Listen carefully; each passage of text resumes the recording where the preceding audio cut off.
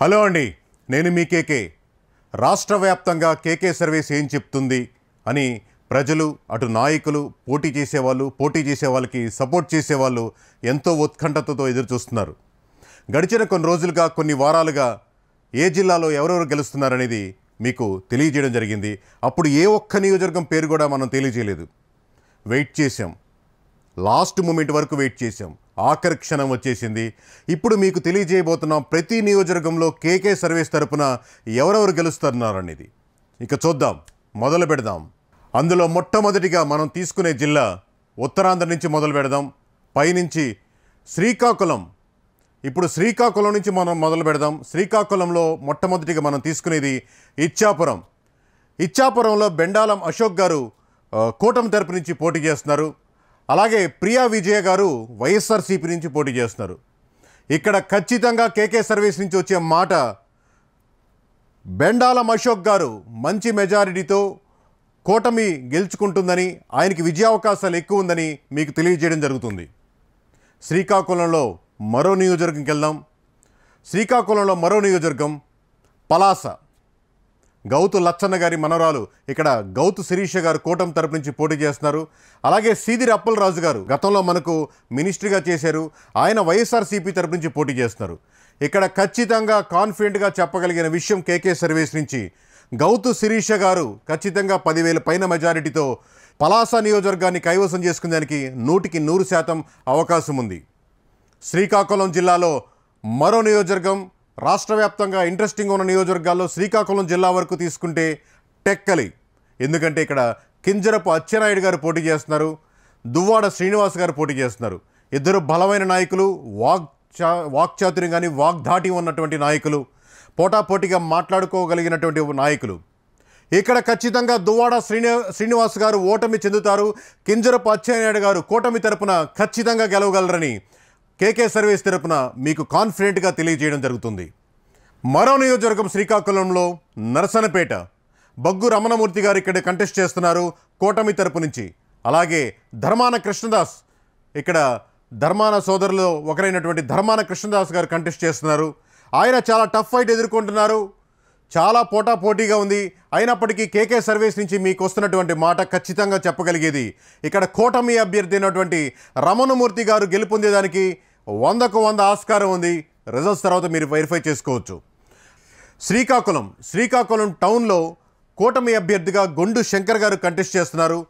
25 ఏళ్ల అనుభవం ఉన్నటువంటి ధర్మాన ప్రసాద్ రావు గారి మీద, ఎంతో అనుభవజ్ఞం ఉన్నటువంటి రాజకీయ కుటుంబం నుంచి వచ్చినటువంటి ధర్మాన ప్రసాద్ గారి మీద గొండు శంకర్ గారు మొట్టమొదటిసారి కంటెస్ట్ చేస్తున్నారు.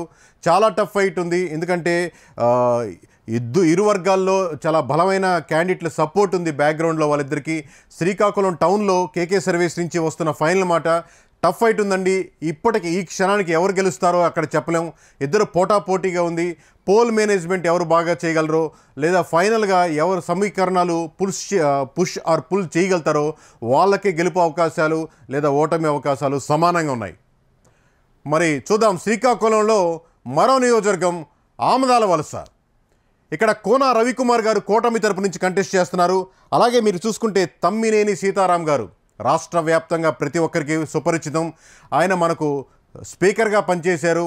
సో స్పీకర్కి మధ్య లేదా కోన రవికుమార్ కూటమి అభ్యర్థి మధ్య పోటాపోటీ ఎలా ఉందనేది మనం తెలియజేస్తాం.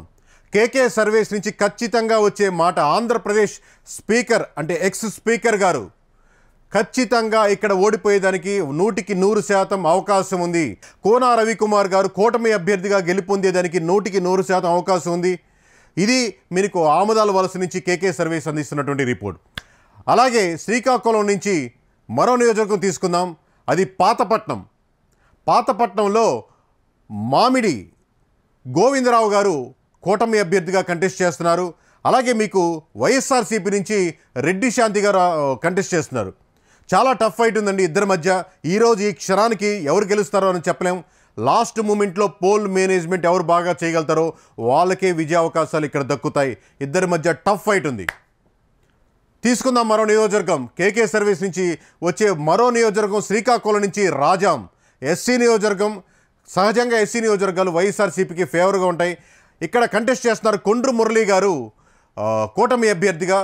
అలాగే తాలే రాజేష్ గారు, డాక్టర్ తాలే రాజేష్ గారు ఇక్కడ వైఎస్ఆర్సీపీ అభ్యర్థిగా కంటెస్ట్ చేస్తున్నారు.